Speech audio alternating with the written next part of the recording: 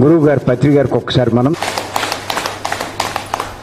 ఈరోజు మన కార్యక్రమానికి ఓ విశిష్ట అతిథి బాలరెడ్డి గారని ఆయన డిఎస్పి గారు మన కార్యక్రమానికి రావడం చాలా సంతోషం.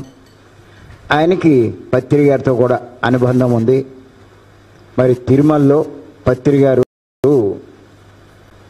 7 రోజుల ధ్యాన కార్యక్రమం పెట్టినప్పుడు ఆస్థాన మండపంలో సారు ఎంతో సహకరించారు. మరి నిజంగా వారికి మనం నిజంగా కూడా ధన్యవాదాలు చెప్పాలి. ఒక్కసారి గట్టిగా ధన్యవాదాలు చెప్దాం. ఆయన ధ్యానం చేస్తారు, స్పిరిచువాలిటీలో చాలా అనుభవం ఉంది. వారి నుంచి కూడా మనం సందేశం తీసుకుందాం. Thank you.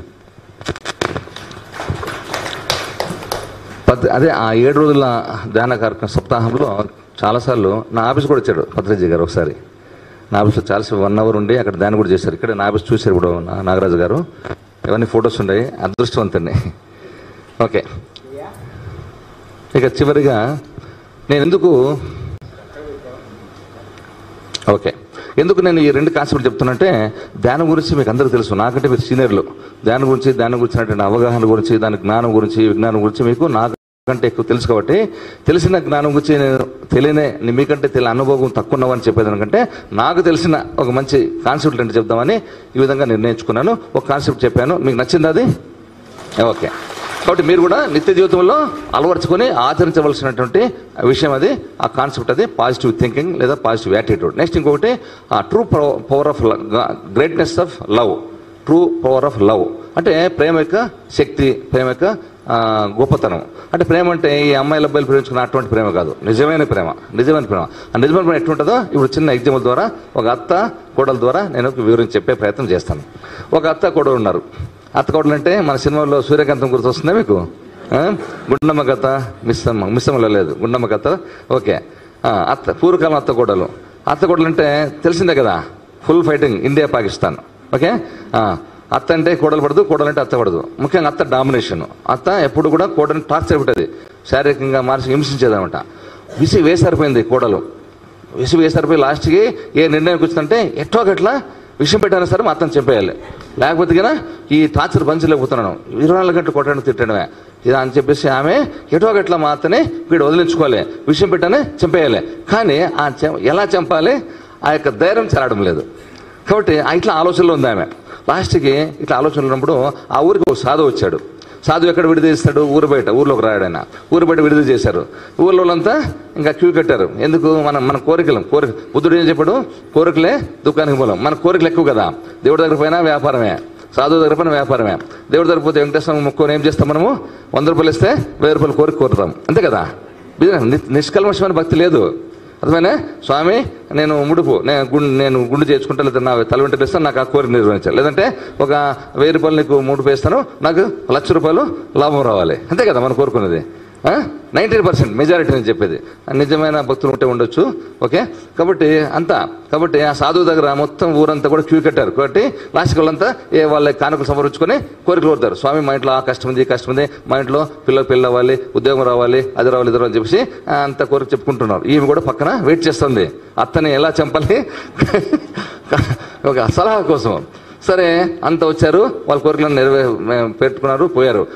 అతను ఏమ్మా రామ్మా, నువ్వు చాలాసేపు అయింది వచ్చి, అంత వస్తున్నాడు పోతున్నాడు, నువ్వేం రావడం లేదంటే, లేదు స్వామి నా స్పెషల్ కోరిక, వీళ్ళందరూ ఫోనే నేను సపరేట్ చెప్పుకోవాలి మీకు, వీళ్ళంతా ఫోన్ అని చెప్పేసి వెయిట్ చేస్తుంది. లాస్ట్కి అంతా వెళ్ళిపోయినారు. అప్పుడు రామ్మా అంత వెళ్ళిపోయినారు నిర్భయంగా, నీకు స్పెషల్ కోరిక ఏందో చెప్పమంటే, స్వామి ఇది సమస్య అన్నది, మా అత్త నన్ను భయంకరంగా టార్చర్ చేస్తుంది, కాబట్టి నేను ఎలాంటి పరిస్థితులు కూడా మా అత్తను చంపేయాలా అని నిర్ణయించుకున్నాను. కానీ ధైర్యం చెల్లడం లేదు. దానికి సలహా అంటే నాకు ఆలోచన రావడం లేదు, ఎలా చంపాలి ధైర్యం చెల్లడం లేదు. కాబట్టి మీరు మంచి సలహా ఇచ్చేసి నాకు అవి చేస్తే కన్నా మా అత్త పీడ విరడించుకుంటాను, మీకు ఎంత కొలితే అంట డబ్బు కానీ ఏ రూపం కొలితే మీకు నేను చేస్తానని చెప్పేసి చెప్పుకుంటే అంత చిరునవ్వు ఉన్నవి. మంచిదమ్మా, మరి నువ్వు అట్లా నిర్ణయించుకున్నప్పుడు ఏదో విషయం పెడితే ఒక గుట్టకు చనిపోతారు కదా, ఒకే దెబ్బకు చనిపోతారు కదా, అన్నంలో ఏదో పెట్టేస్తుంటే అయ్యో స్వామి వెంట ఎట్లా పెడితే అనుమానం వస్తుంది కదా నా మీద. కాబట్టి అట్లా కాదు స్వామి, స్లో పాయిజన్లో చనిపోవాలా, ఒకటేసారి కాదు. స్లో పూర్వకాలంలో ఇంజక్షన్ వేస్తే స్లో పాయిజన్ రోజు అంటే 1 రోజు 2 రోజులు 10 రోజులు అంతా అట్లా 1 నెల తర్వాత స్లో పాయిజన్లాగా హనుమాన్ కూడా చనిపోవాలంట. స్లో పాయిజన్ అంటే అదే అర్థం. ఓకేనా? స్వామి అట్లా చనిపోకూడదు స్వామి. అట్లా వెంటనే చనిపోతే నా మీద అనుమానం వస్తుంది. నిన్న జైల్లో వేస్తారు పోలీసుని. బాలరెడ్డి డిఎస్పీ ఉన్నాడు కదా, తీసుకుని జైల్లో వేస్తాడు. కాబట్టి అట్లా స్లో పాయిజన్లో చనిపోవాలి, ఒకటేసారి చనిపోకూడదు. కాబట్టి అటువంటి మంచి సలహా ఏదో ఉంటే, మంచి ఐడియా ఉంటే ఇవ్వండి స్వామి అన్నారు. అతను చిరునవ్వు వల్ల సరే మంచిదమ్మా, నాతో నువ్వు కోరినట్లనే స్లో పాయిజన్ అంటే ఒక మంచి మందు ఉంది, అది నీకు పౌడర్ ఇస్తాను, తీసుకొని నువ్వు రోజు కూడా కాఫీ కానీ టీ కానీ పాలు కానీ దాంట్లో కలిపి ఇస్తా ఉండు, రోజు ఇస్తా ఉండు. ఒక నెల రోజులు రోజు గుర్తుపెట్టుకో. నెల రోజులు రోజు తాగిన తర్వాత నెల రోజుల కింద నువ్వు కోరుకున్నట్టుగానే స్లో పాయిజన్ లాగా మిగతా టపీయమంటుంది, కికెట్ దెబ్బ గెట్ అవుతుంది. అప్పుడు నువ్వు హ్యాపీగా ఉండొచ్చు అన్నాడు. ఇదేదో బాగుంది స్వామి ఐడియా. అయితే ఇంకా దీంట్లో చిక్కుంది స్వామి. మా అత్త అంటే నేనంటే అసలు మా అత్తకు పడదు. నేను కాఫీ ఇస్తే తాగుతుందా, ఇసురు ముఖాన్ని కొడుతుంది. ఎలా స్వామి అన్నాడు. అప్పుడు నువ్వు ప్రేమ నటించమ్మా. ప్రేమతో సాధ్యం కానిది ఏం లేదు. ప్రేమ నటించు. నువ్వు ఆమెతో ప్రేమ ఉన్నట్లు నటించు. ఓసారి కొడుతుంది, 2 సార్లు కొడుతుంది ముఖానికి, 3వసారి ఖచ్చితంగా. గాంధీ మాత్రం ఏం చెప్పినాడు, ఒక చెంప కొడితే 2వ చెంప చూపిస్తున్నాడు. ఎందుకు అట్లా? చూడండి, మనుషులు దేవుడు ఉన్నాడు, రాక్షసుడు. మానవత్వం ఉంది, దైవత్వం ఉంది, రాక్షసత్వం కూడా ఉంది. ఈ 3 ఉన్నాయి. కానీ ఒక మానవత్వం కానీ దైవత్వం కానీ ఒకసారి మాయ చేత, అజ్ఞానం చేత కప్పిపడి ఉంటుంది. కాబట్టి ఒకసారి అది ఆ సందర్భం బయటకు వస్తుంది అది. కాబట్టి చెడ్డవాడు కూడా ఒకసారి మంచివాడు మారుతాడు. ఇప్పుడు వాల్మీకి మారలేదు. వాల్మీకి అప్పుడు దారి కాసే దొంగ కదా, నారదుడు మార్చారు కదా అట్లా. కాబట్టి మానవత్వం ఉంది, దైవత్వం ఉంది, రాక్షసం ఉంది. కానీ మాయ చేత, అజ్ఞానం చేత కప్పబడి ఉంటుంది. ఆ సమయ సందర్భంలో బయటకు వస్తుంది. అట్లా నువ్వు ప్రేమ నటించు. ప్రేమతో సాధ్యం కాదు ఏం లేదు.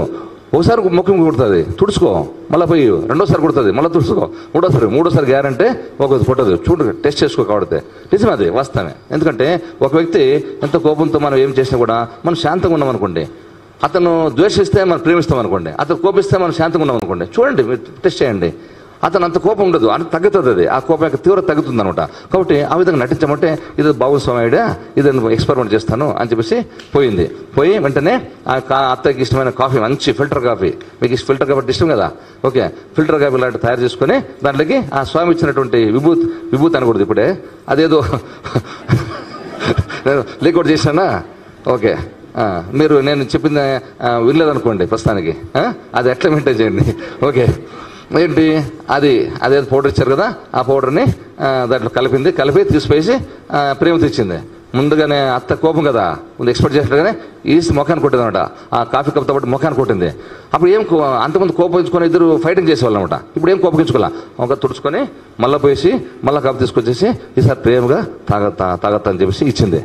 ఆమె మళ్ళీ ఇద్దరు కొట్టింది, మళ్ళా తుడుచుకుంది, మళ్ళీ పోసి ఇంకా ఏమాత్రం కోపం తెచ్చుకోకుండా మళ్ళీ ప్రేమగా కాపీ చేసి కాళ్ళు ఒత్తడం మొదలుపెట్టింది. ఆమె కొంచెం ఆలోచనలో పడింది, అరే నేను ఇంత కోపంతో ముఖం మీద ఇసురు కొట్టినా కూడా గతంలో లాగా నా మీద ఎదురు తిరగకుండా ఫైటింగ్ చేయకుండా ఇలా చాలా ప్రేమగా నటిస్తుంది అని చెప్పేసి కొంచెం ఆలోచన పడేసి కొంచెం తగ్గేసి కాఫీ తీసుకుంది, తాగడం మొదలుపెట్టింది. తాగితే ఏమే యాక్టింగ్ చేయమన్నాడు కదా స్వామి, ప్రేమ నటించమన్నాడు కదా, నటిస్తూ మెల్ల పాదాలు ఒత్తుతూ మెల్లగా ఆమె ఆ విష్ణుగారితో విసురుతూ పాదాలు ఒత్తుతూ మెల్లగా సంపరించడం మొదలుపెట్టింది. అట్లా రోజు కాఫీ ఇవ్వడము, ఆమె నటించే ప్రేమతో ఆ పాదాలు ఒత్తడము, ఆ విష్ణుగారితో విసరడము, సేవలు చేస్తూ అట్లా ఉంది. ఈ క్రమంలో ఈమె నటించే ప్రేమ నిజమైన ప్రేమ అనుకుంది. ఎవరు?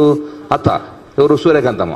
నిజమైన ప్రేమ అనుకొని ఆమె ఈమె టాప్లో పడిపోయింది. అరే ఎంత పొరపాటు చేశాను, మా కొడుకు నిజంగా బంగారమే, అనవసరంగా అపర తీసుకొని ఇంత కొట్టి తిట్టి చేశాను, నిజంగా ఎంత ప్రేమ, నేను ముఖం మీద కొట్టినా కూడా ఎంత ప్రేమగా కాళ్ళు ఒత్తి విష్ణుగారితో విసురుతూ నాకు సేవలు చేస్తుంది, నేను అపర చేసుకున్నాను అని చెప్పేసి దగ్గర తీసుకొని, సారీ కొడలా, ఈ కల్లో చెప్పినట్లా, కొడలా క్షమించు, నేను అపర తీసుకున్నాను, నువ్వు చాలా మంచిదానివి, నేను అపర తీసుకున్నాను, ఇప్పుడు వచ్చి నేను కూతురులాగా చూసుకుంటాను, నేను పొరపాటు చేశాను, నేను పశ్చాత్తాపం ఇచ్చిన ప్రాయశ్చిత్తం లేదంటారు, కాబట్టి ఇంతవరకు జరిగిన దానికి పశ్చాత్తాపడి నేను నా కూతురులాగా చూసుకుంటాను చెప్పేసి దగ్గర తీసుకొని కూతురులాగా చూడడం మొదలుపెట్టింది.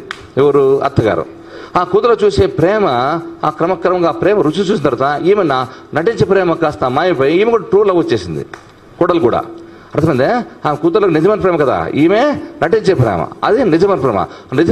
అది that is power of true love అనమాట. ఆ నిజమైన ప్రేమను చూసిన తర్వాత ఈమె ఆ యొక్క నటించే ప్రేమ, సాధువు చెప్పిన నటించే ప్రేమ మాయమైపోయింది. ఈమె తెలుగుండానే మాయమైపోయింది. ఈమె కూడా ట్రూ లవ్ వచ్చేసింది, నిజమైన ప్రేమ వచ్చేసింది అత్తగారి మీద. అత్త కోడలేమో కూతురులాగా చూసుకుంటుంది, కోడలు అత్తనేమో తల్లిలాగా చూసుకుంటుంది. అర్థమైందా? కోడలు తర్వాత అత్త కాన్సెప్ట్ వెళ్ళిపోయి తల్లి కూతురు కాన్సెప్ట్ వచ్చేసింది మధ్యలో. ఇద్దరు బాగా విడుదలైన అనుబంధం వచ్చేసింది, ఒకరంటే విడుదలైన అంత ప్రేమ వచ్చేసింది మధ్యలో. ఈ టకామని గుర్తొచ్చింది ఈలోగా ఆమెకి. ఏం గుర్తొచ్చింది? సాధువు అరే ఎంత పొరపాటు జరిగింది, అయ్యో 4 రోజులు అయిపోతుంది, ఇంక చనిపోతుంది మొత్తం అని చెప్పేసి ఆమె చాలా దుఃఖం బాధ వచ్చేసింది. చూడండి, ఒకప్పుడు అంత ద్వేషం ఉండింది, చంపాలనుకున్నది, ఇప్పుడేమో దుఃఖం బాధ వచ్చేసింది. అయ్యో మా అత్త చనిపోతుందేమో, ఎలాంటి పరిస్థితి చనిపోతుంది చెప్పేసి వెంటనే పరుగు ఆ సాధువుని ఎదుక్కొని ఎక్కడుందో వెతుక్కొని లాస్ట్కి అన్ని వెతికి అన్ని ఊర్లు తిరుక్కొని లాస్ట్కి తిరుమలకు వచ్చి, తిరుమలలో ఈ ధ్యాన మౌన శిక్షణ శిబిరంలో ఉంటే ఆ స్వామి పట్టుకుంది. ఆ సాధువు పట్టుకొని స్వామి కంగారుగా వచ్చింది. చూస్తానామె అతనికి అర్థం మళ్ళీ వస్తుందని తెలుసా నీకు సాధువుకి.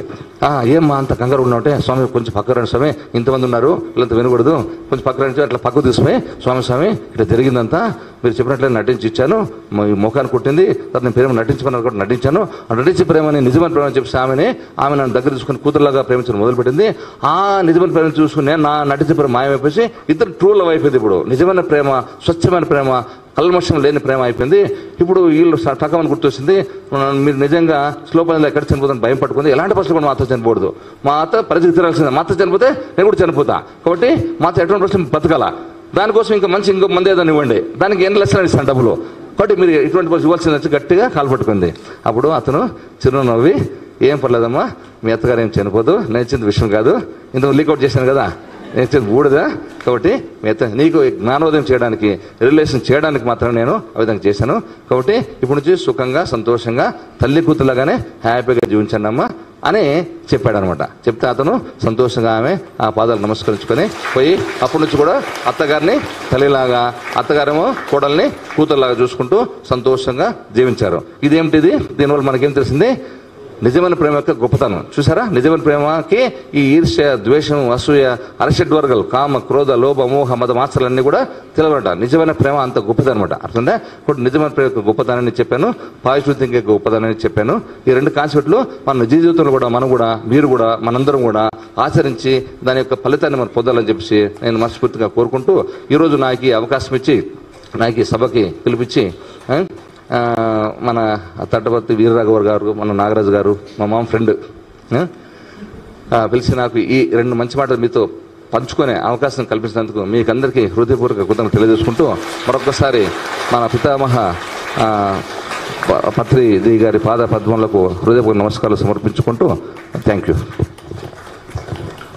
మా మేడం ఒక్క పావు గంట క్లాస్ చేస్తారు. ఇప్పుడు మా మేడం రాజ్యలక్ష్మి సందేశం విందాం.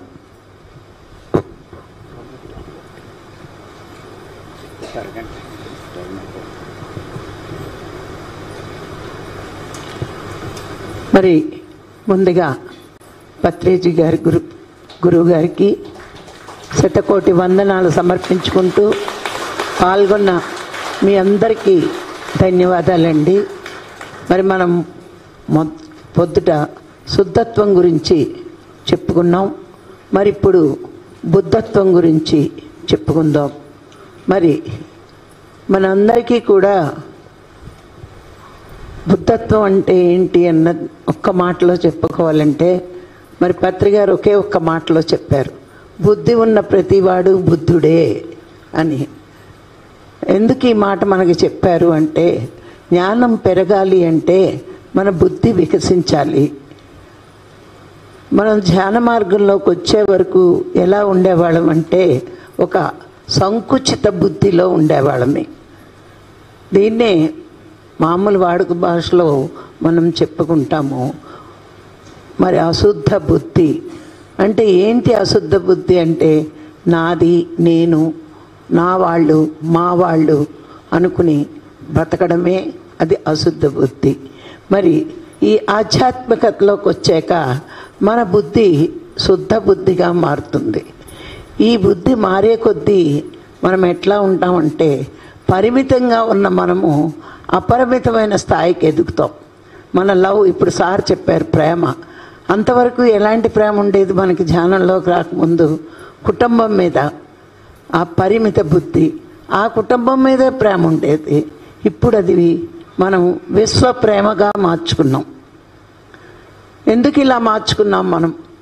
పత్రిగారు మనకి చెప్పారు ఏమని, సకల జీవరాశుల్లోని ఆ భగవంతుడు ఆత్మగా ఉన్నాడు. ఆ పరమాత్మని నువ్వు ప్రేమించాలంటే సకల జీవుల ప్రేమ నీకు ఉండాలి. ఆ విశ్వ ప్రేమని మనకి అలవాటు చేశాడు. అలాగే ప్రతి దాని నుంచి నేర్చుకోవడము నేర్పాడు. గమనించండి, మనము ఎన్నోసార్లు ఎన్నో విషయాలు గ్రహించగలుగుతున్నాము అంటే, ఎవరు చెప్పినా మనం గ్రహించగలుగుతున్నామంటే మన బుద్ధి వికసిస్తేనే ఏ విషయాన్నైనా గ్రహించగలం. అందుకే మీకు రాఘరావు గారు జూమ్లో చాలాసార్లు చెప్తారు, బుద్ధి వికసింప చేసుకోండి అని. అంటే ఎవరైనా ఏదైనా చెప్తుంటే మనకు అర్థం కావట్లేదు అంటే మన బుద్ధి ఇంకా వికసించలేనట్టే. గమనించుకుందాం. మీకు బుద్ధి అంటే ఎలాగ ఉపయోగిస్తామో చెప్తాను. ఎవరైనా క్యూలో వెళ్తుంటారు టికెట్లు తీసుకోవడానికో దేనికో, మనము మధ్యలో దూరేమనుకోండి, మొట్టమొదటి తిట్టేంటి, బుద్ధి లేదా అని తిడతారు. అవునా? మరి బుద్ధి ఉంటే ఆ క్యూలోనే నిలబడతాం. అంతమంది క్యూలో నించుంటే మధ్యలో బలవంతంగా దూరితే ఏమని తిడతారు? బుద్ధి లేదా అంటారు. ఎందుకంటే మన జీవితంలో నిర్ణయించేది, అర్థం చేసుకునేది బుద్ధి. కాబట్టి ప్రాపంచిక జీవితంలో నీకు అర్థమైనా అర్థం అవ్వకపోయినా, బుద్ధి ఉన్నా లేకపోయినా పర్వాలేదు. ఆధ్యాత్మిక జీవితంలో మన జ్ఞానం అంతా బుద్ధితో ముడిపడి ఉంటుంది. ఆ జ్ఞానం పెరగాలంటే బుద్ధి బాగా వికసించాలి. బుద్ధి బాగా వికసించాలంటే ప్రతి దానిలోని లోతుల్లోకి వెళ్ళి అర్థం చేసుకోవడానికి ప్రయత్నించాలి. ఇప్పుడు సార్ మనకి 2 కాన్సెప్ట్లు చెప్పారు. వినేయడం కాదు, మనం ఎలా ఉంటున్నాం అన్నది ఎప్పుడు విచారణ చేసుకోవాలి. ఏది జరిగినా మనం మంచిగా అనుకోగలుగుతున్నామా, లేదా మనను ద్వేషించే వాళ్ళని కూడా ప్రేమించగలుగుతున్నామా? ఈ 2 విషయాలు. ఇప్పుడు మీరు సార్ చెప్పారు అనుకుంటారు, కాదు, ఆ వెంకటేశ్వర స్వామి ఆయన చేత చెప్పించాడంతే. నా కొండకు వస్తున్నారు, సాధన చేస్తున్నారు, మరి ఎవరెవరి దగ్గర నుంచి ఏ జ్ఞానం పొందాలో మీకు నేను అందిస్తానని. అంటే మనం వచ్చిన రోజు అనుకోలేదు ఈసారి మన దగ్గరికి వస్తారు అని, కానీ వచ్చారు. వచ్చి హాయ్ అని వెళ్ళారా, ఒక 2 మంచి మాటలు చెప్పి వెళ్తున్నారు ఆయన. అంటే జ్ఞానం ఎవరి దగ్గర నుంచైనా ఎలా అయినా ఒక జ్ఞానికి తప్పకుండా అందే తీరుతుంది. ఆ జ్ఞానులు ఎప్పుడూ జ్ఞానం కోసం ఎదురు చూస్తారు. కాబట్టే ఆ జ్ఞానం మనకి, మీకు ఎన్నోసార్లు చెప్పాను, ప్రకృతి నుంచి అందొచ్చు. ఆ పరమాత్మ వచ్చి స్పష్టంగా ఇక్కడ చెప్పడు. ఎవరి ద్వారానో అందరూ పరమాత్మ స్వరూపులే. సృష్టిలో అణువణువు పరమాత్మ స్వరూపమే ఉంది. కాబట్టి మనకి జ్ఞానం అనే పిపాస ఉంటే ఎవరి ద్వారానో ఒక ద్వారా అందుతుంది. అందింది పుచ్చుకోవడం, మళ్ళా గమనిస్తూ విచారణ చేస్తూ ఇంకా ఇంకా నేర్చుకోవడం. అందుకే మహాత్ములు ఒక మాట చెప్తారండి, ప్రకృతిని గమనించి పాఠాలు నేర్చుకోండి. మిమ్మల్ని మీరు గమనించుకుంటూ పరివర్తన చెందండి. అంటే మన లోట్లు ఏమున్నాయో మనం గమనించుకుంటూ అవి మార్చుకోవడమే పరివర్తన చెందినట్టు. మరి మన బుద్ధి వికసించే కొద్దీ ఎదుటి వారిలో దోషాలు చూడం, మనలో దోషాలు ఏంటో తొలగించుకోవడానికి ప్రయత్నిస్తాం. అది జ్ఞానవంతుల లక్షణం, బుద్ధిమంతుల లక్షణం, బుద్ధి వికసించే వారి లక్షణం. ఎప్పుడు ఎదుటి వారి లోపాలు చూస్తాం ప్రాపంచిక జీవితంలో, అజ్ఞానపరమైన జీవితంలో. కానీ జ్ఞానం పొందాలి అంటే ముందు మనం పొద్దుడు చెప్పాను, బుద్ధత్వం రావాలి అంటే శుద్ధత్వం ఉండాలి. శుద్ధత్వం ఎలా పొందాలో చెప్పాను. మనలో లోట్లు కూడా సరిదిద్దుకుంటూ నేర్చుకోవాల్సినవి నేర్చుకోవాలి. మరి అయితే పాంచభౌతిక తత్వమైన మన శరీరం, మన పంచభూతాలతోటి ఏర్పడిన మన శరీరం మరి ఎలా ఉండాలి, ఎలా ఉంటే బుద్ధత్వం వస్తుంది అంటే పంచభూతాలని చూసి ఏం నేర్చుకోవాలో అది నేర్చుకోగలిగితే నువ్వు నీలో బుద్ధత్వం ఉదయిస్తుంది, వికసిస్తూ ఉంటుంది. భూమిని చూసి ఏం నేర్చుకోవాలి? పంచభూతాలు మన శరీరంలో ఉన్నాయి, భూమి, నీరు, అగ్ని, వాయువు, ఆకాశం.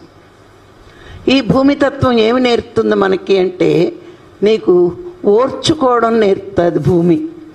నాలో భూమితత్వం ఉంది, భూమిని చూసి నేను నేర్చుకోవాల్సింది ఏంటి అంటే ఓర్చుకోవడం. ఎలా? ఎంతోమంది మనల్ని అవమానిస్తూ ఉంటారు, బాధ పెడుతూ ఉంటారు. ఇప్పుడు చూడండి, సాధనలోకి వచ్చాక మనల్ని చాలా అవమానిస్తూ ఉంటారు. పని పాట మానేసి కూర్చుంటున్నారు కళ్ళు మూసుకున్నాను, లేకపోతే వీళ్ళు ఏదో లోకాన్ని ఉద్ధరించేస్తారు, ఇన్నాళ్ళు ఉన్నాయా ఇప్పుడు వీళ్ళు మొదలుపెట్టారు నీ ఏదేదో అనొచ్చు. కానీ ఏదైనా సరే పడ్డవాడెప్పుడు చెడ్డవాడు కాదు అని ఒక సామెత చెప్తారు. అలాగే మనం ఓర్చుకోవడం నేర్చుకోవాలి. ఎప్పుడు కూడా మనల్ని అవమానించారు కదా వెంటనే అవమానిద్దామని మనం ప్రయత్నించకూడదు. అది సహనం. భూమిని చూసి ఆ ఓర్చుకోవడం నేర్చుకోవాలి. ప్రపంచ జీవితంలో ఎలా బతికినా తప్పు లేదు. ఆధ్యాత్మిక జీవితంలో ఎంత మౌనంగా ఉంటే అంత గొప్పగా ఎదుగుతాం మనం. అది భూమిని చూసి నేర్చుకోవాలట. భూమి తత్వం నాలో ఉంది కాబట్టి నేను ఓర్చుకోవాలి. అది భూమిని చూసి నేర్చుకున్నాం. జలతత్వం మనలో ఉంది. మరి జలము ఎంతమందికి సహకారిగా ఉందో చూడండి. సృష్టిలో జలం లేకపోతే ఎవ్వరూ సరి అయిన జీవన విధానం జరగదు. ఈ సస్యాలు రావు, ఈ ఆకలి తీరదు. 84 లక్షల జీవరాశులకి మరి సస్యాలను అందించడానికి కానీ, ఆకలి తీర్చడానికి కానీ, దాహం తీర్చడానికి కానీ జలం ఉపయోగపడుతుంది. అలాగే మనం ఆ జలతత్వం నాలో ఉంది కాబట్టి నేను కూడా అందరికీ సహకారిగా ఉండాలి అనే తత్వం అలవాటు చేసుకోవాలి. మరి అగ్నితత్వం మనలో ఉంది. దీపాన్ని దేంతో పోలుస్తారు అంటే జ్ఞానం, కాంతి.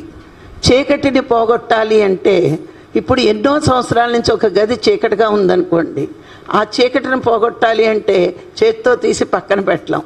ఒక్క చిన్న దీపం ప్రమిద అక్కడ పెడితే వెలుతురుతోటి చీకటి పోతుంది. అలాగే అది ఎందుకు అలా జరుగుతుంది? మన అజ్ఞానాన్ని, ఈ జ్ఞానం వచ్చిన వెంటనే మన అజ్ఞానాన్ని తొలగించుకుంటాం. ఇది ఒక జ్ఞానవంతుడే ఈ సృష్టికి ఆదర్శంగా నిలుస్తాడు. ఇప్పుడు చూడండి, మన అవతార పురుషులందరినీ కూడా ఒక్కొక్క ఆదర్శం మనకు చెప్తారు. ఎవరో వద్దు, రాముడి దగ్గరికి వెళ్దాం, రాముడిలా ధర్మంగా ఉండు అని చెప్తారు. రామరాజ్యం అంటారు. సరి అయిన రాజ్యం ఉంటే రామరాజ్యం అంటారు. అలాగే కృష్ణుడు యోగంలో గొప్పవాడు కాబట్టి కృష్ణుడిలాగా యోగత్వంలోకి రావాలి అంటారు. అలాగే బుద్ధుడు అందరికీ జ్ఞానం పంచి దుఃఖాన్ని పోగొట్టాడు. అంటే వీళ్ళంతా ఎవరు అంటే ఆదర్శ పురుషులు. అగ్నితత్వం మనలో ఉంది కాబట్టి మనకి జ్ఞానాన్ని పెంచుకొని, మన అజ్ఞానమనే చీకటిని తొలగించుకుని జ్ఞానమని వెలుతురులోకి వచ్చి ప్రపంచాన్ని జ్ఞానవంతం చెయ్యాలి అని ఒక ఆదర్శమూర్తిగా మనం నిలబడటమే అగ్నితత్వానికి ఆదర్శం. అర్థమైందండి?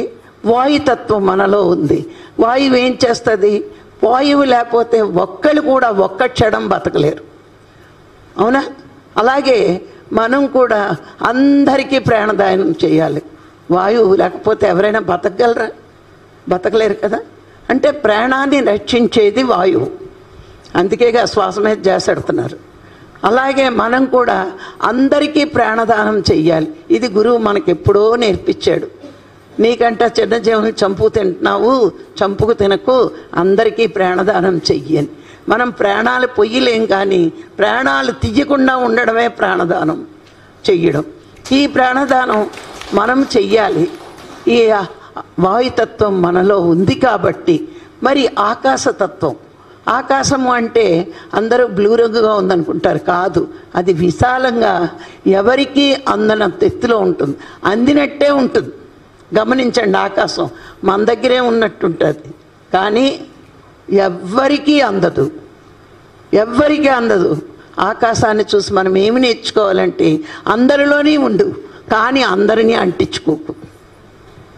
అందరిలోనే ఉండు, కానీ అందరినీ అంటించుకోకు. ఆకాశం అంతటా ఉంటుంది, కానీ ఎవరికైనా అంటుకుంటుందా? ఎవరికైనా అందుతుందా? మనము కూడా సంఘంలో ఉన్న, సంసారంలో ఉన్న, ఎందులో ఉన్న అన్నిట్లోనే ఉండు, కానీ ఏది నువ్వు ఆకాశంలా అంటించుకోకు. ఆకాశం ఏది అంటించుకోదు, ఎవరికీ అందదు. అలాగే నువ్వు కూడా వీడు నావాడు, వీడు నావాడు, నీవాడు అనుకుంటూ బంధాల్లో ఇరుక్కుపోకుండా అన్నిట్లోని ఉంటూ అందరినీ అంటించుకోకుండా అన్నిట్లో ఉండంటే నీ డ్యూటీ నువ్వు చేయడమే. తల్లిగా చెయ్యాలి, చెల్లిగా చెయ్యాలి, ఏ డ్యూటీ వదలకుండా అన్నిట్లో చేస్తూ అందరూ నా వాళ్ళు అనుకుంటూ బద్దల్లో ఇరుక్కోకుండా ఆకాశం ఎలా అందదో నువ్వు కూడా ఎవరిని అంటించుకోకుండా అందకుండా ఉండగలగాలి. అందుకే పంచభూతాలు నీ శరీరంలో ఉన్నాయి కాబట్టి ఆ పంచభూతాలు ఎలా ఉంటాయో నువ్వు కూడా అలా ప్రవర్తిస్తే నీలో బుద్ధత్వం వచ్చినట్టే. ఈ బుద్ధత్వం ఎప్పుడైతే నీకు వస్తుందో, ఇప్పుడు సార్ మనకు చెప్పారు, పాజిటివ్ థింకింగ్, లవ్, ప్రేమ, ఈ రెండు ఉంటాయి. ఈ రెండు నీకు వచ్చినప్పుడు ఏమవుతుంది, ఇక్కడ నీకు జ్ఞానం ప్రతి దాన్ని చూసి నేర్చుకుంటాం. పొద్దున్నే మీకు చెప్పాను, దత్తాత్రేయుడు 24 గురువులను చూసి ఎంతో నేర్చుకున్నాడని. ఇవన్నీ చూసి నేర్చుకున్నాక మనం ఇంకా నేర్చుకోవచ్చు కదా. ఎలా నేర్చుకోవాలంటే ప్రతి వాళ్ళని చూసి ఇలా ఉండొచ్చని నేర్చుకోవచ్చు, ఇలా ఉండకూడదని నేర్చుకోవచ్చు. రెండు పాఠాలే. బుద్ధుడు ఒక మాట చెప్తాడు, నీ ముందు ఒక ఎదవ కనబడితే ఇలా ఉండకూడదు అనుకో, ఒక మంచివాడు కనబడితే ఇలా ఉండాలి అని నేర్చుకో. రెండు నీకు పాఠాలే. అంతేకాని ఒక ఎదవ కనబడ్డాడని చిచ్చి చిచ్చి పొద్దున్నే వీడు నాకెందుకు కనబడ్డాడు, ఇంక ఈ రోజంతా నాకు దరిద్రం అవుతుంది. దరిద్రం అవుతుందో లేదో కానీ నువ్వు అలా అనుకున్నావు కాబట్టి అభినవ్వచ్చు. అంతేకాని ఇలా ఉండకూడదు అని పాఠం నేర్చుకోవడానికే ప్రకృతి నీ ముందు వాడిని పెట్టింది. అవునా? ఒక మంచివాడిని పెట్టింది అంటే నీలో ఇంకా చెడ్డతనం ఉంది, తొలగించుకుని అలా ఉండడం నేర్చుకో. ప్రతి వాళ్ళ దగ్గర నుంచి నేర్చుకో. ఎదుటి వాళ్ళలో 90 తప్పులున్నా 10 మంచి ఉంటే మంచిని చూసి నేర్చుకో. గాడిద గుడ్డు, ఆడు తాగుపోతురా, తిరిగిపోతురా, అబద్ధాలు కూరరా అని మనిషిని చూసిన వెంటనే డిసైడ్ చేయకు. వాళ్ళలో కూడా మంచి ఉంటుంది. ఆ మంచే నీకు కావాలి, కానీ వాడి చెడ్డతో నీకు సంబంధమే లేదు. అలాగే నీలో 99 మంచి ఉన్నా ఒక తప్పు ఉంటే అది మార్చుకోవడానికి చూసుకో. నీలో చెడ్డని తొలగించుకో, ఎదుటివాడి మంచిని చూసి నేర్చుకో. ఇలా మనం ముందుకు వెళ్ళాలి అంటే మహాత్ములు, మహనీయులు, పెద్దవాళ్ళు, గురువులు ఇచ్చే జ్ఞానం మనలో ఇంకితం చేసుకుని మనం ఇంకా ఎంత ఎదగాలి అనేది మనం నేర్చుకోవాలి. నాకు అన్నీ తెలుసు అనుకుంటే అహంకారం, నాకు అన్నీ తెలిసిపోయాయి, నాకు ఇంక అవసరం లేదు అనుకోవడం అహంకారం. నేను ఇంకా నేర్చుకోవాలి, ఇంకా ఎదగాలి అనుకోవడం విజ్ఞానం, వినయం. ఇవి మనకి పెరుగుతూ ఉంటాయి. బుద్ధత్వాన్ని ఈ విధంగా మనం మన బుద్ధిని వికసింప చేసుకోవాలి. ఈ రెండు శుద్ధత్వం, బుద్ధత్వంలో నువ్వు ఉంటే ముక్త స్థితి నీకు ఎట్లా వస్తుంది? ఎప్పుడైతే అందరిలో ఉంటూ ఏది అందించుకోకుండా ఉంటావో, దేని మీద బంధం పెంచుకోకుండా ఉంటావో, అన్నిటి మీద వ్యామోహాలు నశించుకుంటూ ఉంటాయో, అప్పుడు నువ్వు జీవించి ఉండగానే మోక్షస్థితిని చేరుకుంటావు. మోహక్షయమే మోక్షము అన్నాడు శంకరాచార్యులు. ఇప్పుడు ఏదైనా చూసిన వెంటనే నాకు ఇది కావాలి అంటే నువ్వు మోహంలో ఉన్నట్టే. మోహం పడ్డావు కాబట్టే నాకు కావాలంటున్నావు. అవునా? అందుకే పత్రికారు మనకు మాట చెప్పేశారు, ఉంటే ఉండి వస్తే రాని, ఉంటే ఉండి పోతే పోని. నేచర్ నీకేది కావాలో అది నీకు ఇచ్చేస్తుంది. అంతేగాని చూసిన ప్రతిదీ కావాలి అనుకోవడం మోహం అవుతుంది. అందుకే పూర్వం మన పెద్దవాళ్ళు ఒక మాట చెప్పేవారు, కళ్ళు వెళ్ళిన చోటికి మనసు వెళ్ళకూడదు, మనసు వెళ్ళిన చోటికి మనిషి వెళ్ళకూడదు అని. వెళ్తే దుఃఖమే, ఇంకేం లేదు. నువ్వు అనుకున్నవన్నీ నీకు రావచ్చు, పోవచ్చు. చాలామంది అనుకుంటారు, నేను అనుకుంటాను నా జీవితంలో ఏదీ జరగదు అని. ఎందుకు జరగదు అంటే నేచర్ నీకు అవసరం లేదని ఇవ్వట్లేదేమో అనుకో. ఈ ధ్యాన మార్గంలోకి వచ్చాక ఒకటే నేర్చుకోవాలి, అనుకున్నది అవుతుంది అంటే నేచర్ యాక్సెప్ట్ చేస్తేనే మన దగ్గరికి వస్తుంది. అనుకున్నది అవ్వట్లేదంటే నాకు అవసరం లేదు కాబట్టే నేచర్ నాకు ఇవ్వట్లేదు. ఇది ఎప్పుడైతే నీ జీవితంలో ఈ పాఠాన్ని అనుభవించావు అంటే, పత్రికారు చెప్తూ ఉండేవారు, నీకేం కావాలో నీకంటే సృష్టికి బాగా తెలుసు, ఆ నేచర్కి తెలుసు.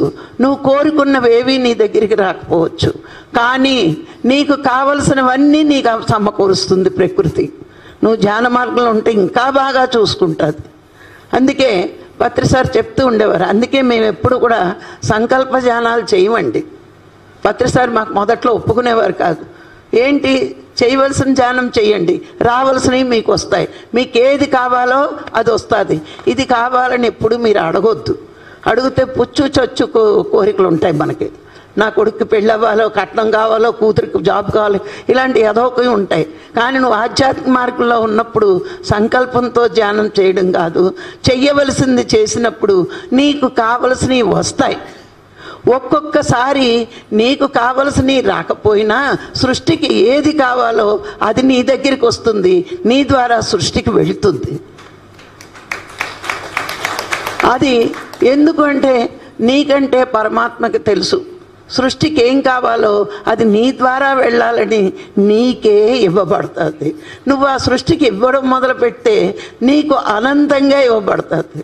అందుకే ఏ కోరిక కోరవద్దు, చెయ్యవలసిన ధ్యానం చెయ్యడమే.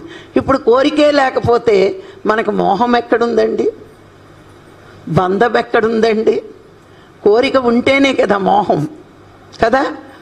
మరి నువ్వు కోరుకుని సంపాదించిన దాని మీద ఎంత బంధం పెంచుకుంటావు? కారు కావాలి, కారు కావాలన్నావు, కోరుకున్నావు కదా, సంకల్పం చేసి సంపాదించావు, దాని మీద ఎంతో మోహం. మరి ఆ కారు కొంచెం పాత అవుతున్న కొద్దీ కారు మీద బంధం పెంచుకున్నావు కదా, అప్పుడు ఏం మొదలవుతుంది నీకు? ఏడాదికి 10 ఏళ్ళేటో దుఃఖం అయిపోయి దుఃఖం వస్తుంది. నీ కోరికే లేకపోతే, నీ కోరిక లేదు కావాలని, కానీ నీకు అవసరం అంటే నేచర్ ఎవరి ద్వారా నీకు అది ఇప్పిస్తుంది. నువ్వు అడగలేదు, వచ్చింది, ఇంకా సంతోషం. అవునా? అందుకే గురువుగారు ఎప్పుడు చెప్తారు, ఏ దానికి సంకల్పం పెట్టుకో అవసరం లేదు, చెయ్యవలసిన ధ్యానం చేస్తే నీకేది కావాలో అది నేచర్ నీకు ఇస్తూనే ఉంటుందని. వ్యామోహం ఉన్నప్పుడే కోరిక పుడుతుంది, కోరిక పుట్టినప్పుడే కోరిక వెనకాతల దుఃఖము ఉంటుంది. అందుకే గురువుగారు ఎప్పుడో చెప్పారు 20 ఏళ్ళ క్రితం, ఏ కోరిక అవసరం లేదు, చెయ్యవలసిన ధ్యానం చేస్తే నువ్వు మంచి మార్గంలో ఉన్నప్పుడు నీకు నేచర్ అన్నీ సమకూరుస్తుందని. అందుకే మరి మాకెప్పుడు కూడా కోరిక కోరడం అలవాటే లేదు. జ్ఞానము అంటే జ్ఞానం పెంచుకోవడానికి మాత్రమే. అందుకే మా జూముల్లో కానీ మా క్లాసుల్లో కానీ సంకల్ప ధ్యానాలు ఏ ధ్యానాలు ఉండవు. ఎందుకంటే గురువుగారిని మేము తూచా తప్పకుండా ఆ వాక్కులే పట్టుకుని ఈ రోజున ఈ స్థాయిలో రాగలిగాము అంటే మరి ఆయన వాక్కులు మరి పట్టుకున్నాం. అందుకే మహాత్ములు పాదాలు పట్టుకోవడం కాదు, మహాత్ములు పదములు పట్టుకుని ఎదగాలి అన్నది ప్రతి ఒక్కళ్ళు తెలుసుకోవాలి. మరి పాదాలు ఒత్తుతూ పదాలను వదిలేస్తే పాదాల స్థాయిలోనే ఉంటాం. మరి ఇక్కడ ఉండాలా పత్రికారి స్థాయిలో అంటే ఆయన గుండెల్లో ఉండాలి అంటే ఆయన పదాలు పట్టుకోవాలి. ఆయన పదాలు పట్టుకుంటే మనం ఆయన గుండెల్లో ఉంటాం. మరి అంత గొప్పవాళ్ళగా ఎదుగుతాం. మరి పత్రిసారు మనకి చెప్పంది లేదు, మరి ఎంతో జ్ఞానం మనకిచ్చేశారు. మరి అదంతా మనం మన జీవితంలో అప్లై చేసుకుంటే ఎంతో గొప్పగా ఎదుగుతాం. మరి శుద్ధత్వము బుద్ధత్వము ముక్త స్థితిలో ఉండాలి అంటే ఒకటేనండి, మోక్ష స్థితిలో ఉండాలి అంటే అన్నిటిలో జీవిస్తూ అందరిలో ఉంటూ అందరినీ మనలో వేసుకోకుండా ఆకాశం ఎలా అంటించుకోదో మనం కూడా అలా ఉంటూ ఇవన్నీ కూడా తాత్కాలికమే. ప్రపంచకమంతా కూడా తాత్కాలికమే. రెప్ప తెలిస్తే ఉంటుంది, రెప్ప మూస్తే ఏది ఉండదు. నిద్రలో ఉన్నాయా? గాఢ నిద్రలో ఈ ప్రపంచం, ఈ బంధువులు, ఈ బంధాలు ఉన్నాయా అంటే దీని అర్థం ఏంటి? మానవుడికి నిద్ర ఎందుకు పెట్టాడు భగవంతుడు? చిన్న ఎక్స్పెరిమెంట్ చేయడానికి పెట్టాడు. ఎందుకో తెలుసా? మనం ఈ ప్రపంచం అశాశ్వతం అంటే మహాత్ములు చెప్తే వాళ్ళకేదో పిచ్చెక్కింది, కళ్ళకి ఎంత బాగా కనిపిస్తుంది, ఇదా శాశ్వతం ఏంటి అంటాం కదా. ఏదో తప్పదని గౌరవానికి బుర్రలేళ్ళలా ఊపుతాం, నిజమేనండి అశాశ్వతం అని. మళ్ళీ దాని మీద కనిపిస్తుంటే అశాశ్వతం ఏంటి అని. మరి అంతే కదా. మరి కళ్ళు మూసుకున్నావు, నువ్వు గాఢ నిద్రలోకి వెళ్ళావు, నీ శరీరాన్నే మర్చిపోయినంత బాగా నిద్రపోయావు. అప్పుడేమైంది? ఈ ప్రపంచం ఉందా? ఇంకా నిద్ర పట్టకపోతే ప్రపంచాన్ని చూడడం మనకి మనం 100 సార్లు తిట్టుకుంటాం, నిద్రపట్టి చావలేదు అని. అంటే ప్రపంచాన్ని ఇంకా మర్చిపోలేదని. అంటే ఏమైంది? నీకు నిద్రపోతే ప్రపంచం లేదు, అలాగే నువ్వు భూమి మీద ఉన్నప్పుడు నీకు ఈ ప్రపంచం కనిపిస్తుంది. నువ్వు శాశ్వత నిధులలో ఈ ప్రపంచాన్ని వదిలి నువ్వు వెళ్ళిపోతావు. ఉంటావా? ఉండవు కదా. నీ శాశ్వత టెంపరీ నిద్రలోనే నువ్వు ప్రపంచాన్ని మర్చిపోయావు కదా. మర్చిపోయావా లేదా? గాఢ నిద్రలో, టెంపరీ నిద్రలో మర్చిపోయావు. లేదు అనుకుంటూ హాయిగా నిద్రపోయావు. అందుకే భగవంతుడు మనిషికి నిద్ర అనేది పెట్టి ఇది మెల్లిమెల్లిగా మమకారం వదులుతాడు. కానీ మనం వదలవే, కళ్ళు తెరిచాక ఇంకా గట్టిగా పట్టుకుంటాం. అవునా? మరి ఇది అశాశ్వతం అంటే నమ్మబుద్ధి కాదు మనకి. ఏదో పిచ్చోళ్ళు చెప్తున్నారు ఇదేం అశాశ్వతం, ఇది శాశ్వతం, ఇది శాశ్వతం. వాళ్ళు ఎన్నిసార్లు చెప్తుంటే మన మనసులో అన్నిసార్లు శాశ్వతం అనుకుంటాం. ఎందుకు వాళ్ళు అశాశ్వతం అన్నారు?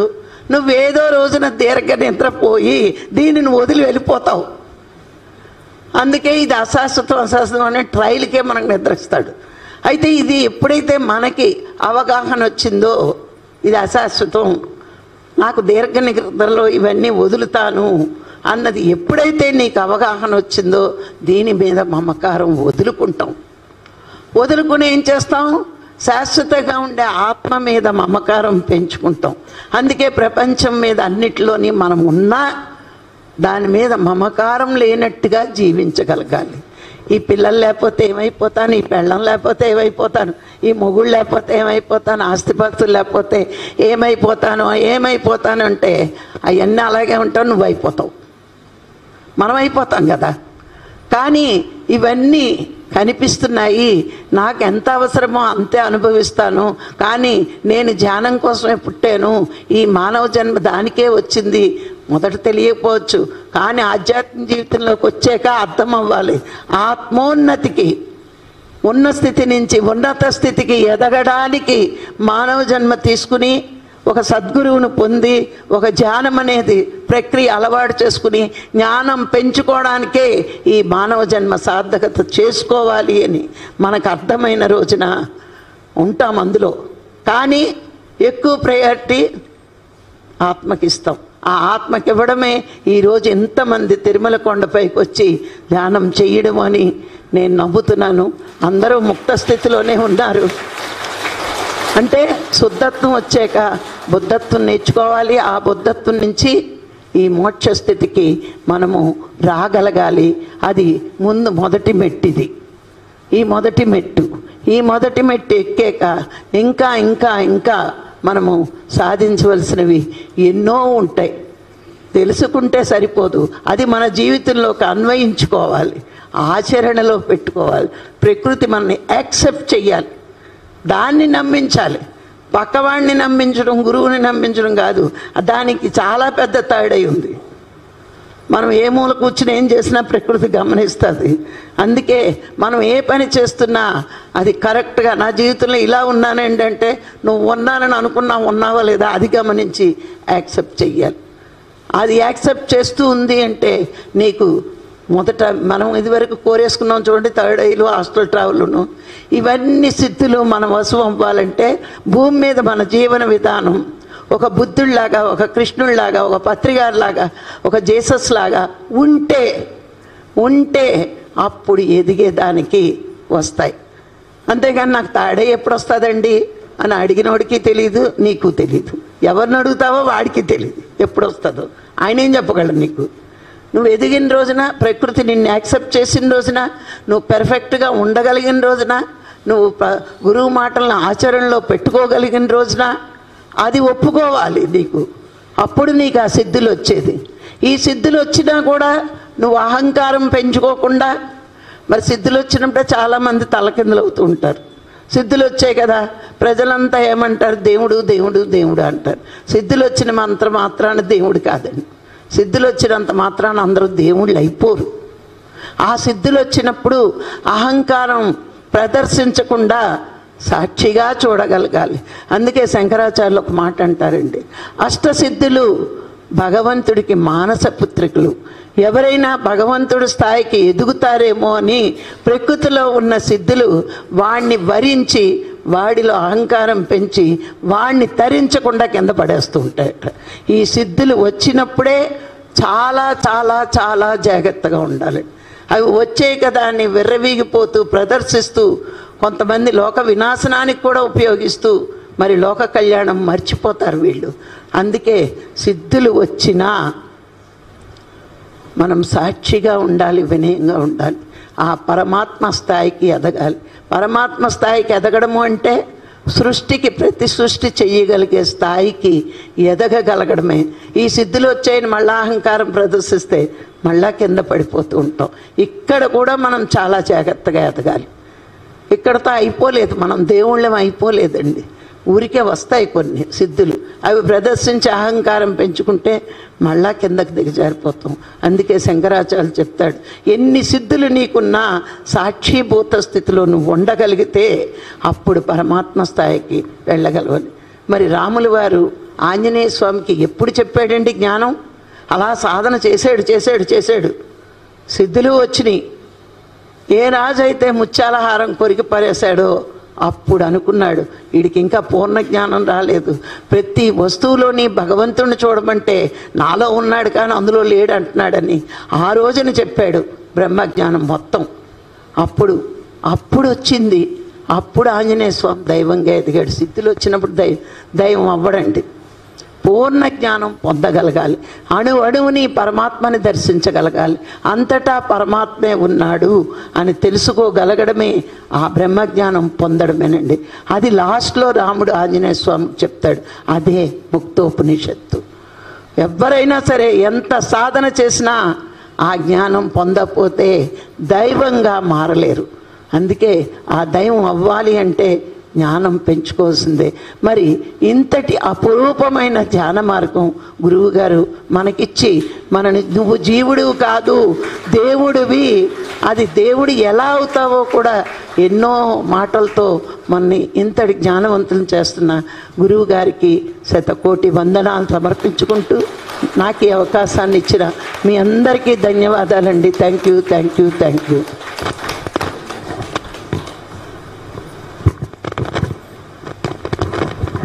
మేడం గారు చాలా బాగా మాట్లాడారు, నాకైతే చాలా నచ్చింది. గుర్తొచ్చింది, నా దగ్గర సెల్ ఫోన్లో ఉంది, దానికని చెప్దామని. ఇదనమాట. మేడం గారు ఏమన్నారు అంటే, మనం ఏదో కోరుకుంటాము, నాకు అదైతే బాగుంటుంది, అదైతే నాకు బెనిఫిట్ అనుకుంటాము. కానీ మనకంటే దేవుడికే బాగా తెలుసు మనకేం కావాలని. ఒకసారి మనం కోరుకున్నది దొరకకపోతే మనం డిసప్పాయింట్ అవుతాం, బాధపడతాం, దుఃఖపడతాం. కానీ అది దొరకడం వల్ల మనకి ఇంకా కష్టం నష్టం పెరుగుతుందేమో తెలియదు. బట్ ఆ టైంకి అది ఇవ్వకుండా ఇవ్వవలసిందేదో ఇవ్వాల్సిన సమయానికి ఇస్తాడు దేవుడు. అది మనం తెలుసుకోవాలంట. అదే ఇంతమంది నేను చెప్పినట్టు పాజిటివ్ థింకింగ్, విశాల హృదయము, ఓర్పు, సహనము ఇవన్నీ ఉంటే మనకు అర్థమవుతుంది అనమాట. కాబట్టి మనకి అందుకనే ఒకటే కాన్సెప్ట్ గుర్తు, ఏ సమయానికి ఏమి జరిగినా ఏం దొరికినా అది మన మంచి కోసం అనుకుంటే అదే దానికి చిన్న కాన్సెప్ట్. మేడం గారు ఏమన్నారు, డూ యువర్ డ్యూటీ, నాకు అది కావాలి దానికోసం, అదే సంకల్పంతో ధ్యానం చేయకూడదు అన్నారు, అంతే కదా. కాబట్టి మన డ్యూటీ మనం చేయాలంతే. మనకి దొరకవలసిన సమయానికి దొరకవలసినది, మనకు అర్హమైనది, మనకు అవసరమైనది దేవుడు ఇచ్చే ఇస్తాడు. అర్థమైందా? ఏ సమయానికి ఏం కావాలి, ఏది అవసరమో దేవుడు మనకంటే బాగా తెలుసు. కాబట్టి మనం భగవద్గీత అదేగా చెప్తుంది కదా, do your duty, leave result the God. మనం ఎప్పుడు ఫలితాన్ని ఆశించి పని చేయకూడదు, మన కర్మలు చేయాలి. అర్థమైందా? కాబట్టి మన ఫలితం వచ్చే టైంకి వస్తుంది. కాబట్టి do your duty, leave result the God. అట్లా మనం ఏదో కోరుకుంటాము, దేవుడు ఏదో ఇస్తాడు. అది చిన్న కాన్సెప్ట్ బాగుంది, చూడండి ఒక్క నిమిషం.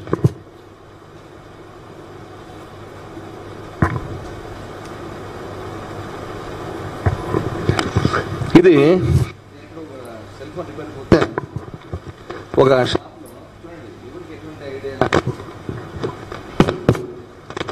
అంటే ఎవరికైనా ఎంత మనకు అనుకుంటాం అంటే బాగా చదువుకున్న వాళ్ళకి మంచి జ్ఞానం ఉంటుంది, మంచి అభిరుచి ఉంటుంది అనుకుంటాము. కానీ ఎవరికైనా ఎటువంటి ఉత్కృష్టమైన ఆలోచన, ఐడియా లేదని ఉంటుంది. ఓ సెల్ ఫోన్ షాప్కి రిపేర్ పోతే ఓ చిన్న కాగితం వేలాడుతూ ఉంటుంది గోడ మీద. అది చూస్తే నాకు ఆశ్చర్యం ఉంది, ఎంత మంచి కాన్సెప్ట్ అని. దాన్ని ఫోటో తీసుకొని మా ఆఫీస్లో నా సీసీ దగ్గర కూర్చొని ఆ కంప్యూటర్లో కూర్చొని అదంతా కాన్సెప్ట్ తయారు చేసి ఒక ఫోటో ఫ్రేమ్ తయారు చేశాను. అదే అనమాట ఇది. ఏమిటంటే అంటే మనం ఏదో కోరుకుంటాము, దేవుడు ఏదో ఇస్తాడు. అలాగే మనం కోరుకుందే మనకి లబ్ధి, మనం కోరుకుందే మన నిజమైందా, దేవుడి చేతి మన కరెక్టా, ఇవి చెబుతాను. ఒక్క నిమిషం. స్పెట్స్ పెట్టుకుంటే ఏమనుకోదండి, రీడింగ్ సైట్ ఉంది కొంచెం.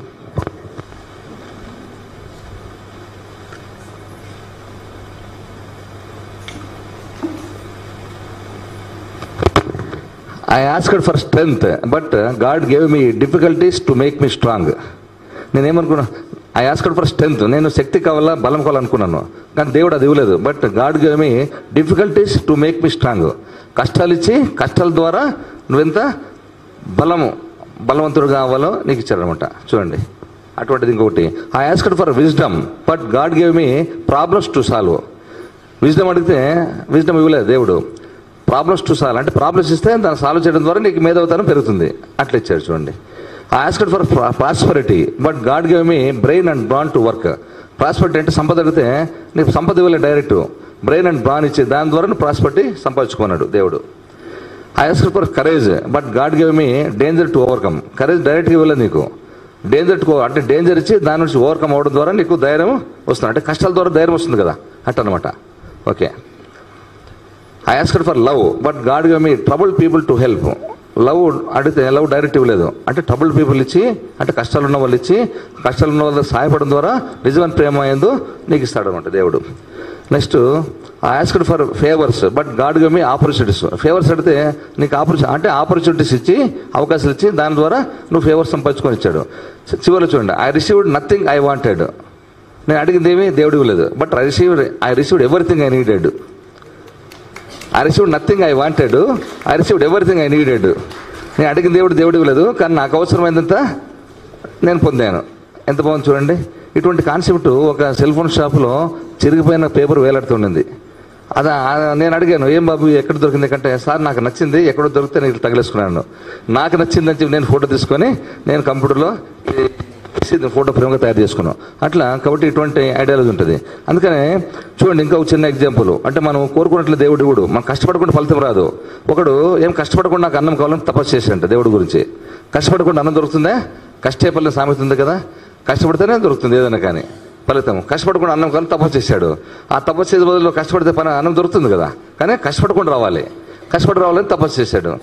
దేవుడు వీనికి గుడబాటు నేర్పించాలని చెప్పేసి ఆ సాధువు ఇంతకుముందు కోడల్లాగా సరే వీరికి తపస్సు చేయగా చాలా రోజుల తర్వాత ఒక రొట్టె ముక్క జారి విడిచారు, ఒక బ్రెడ్ రొట్టె ముక్క అనుకోండి.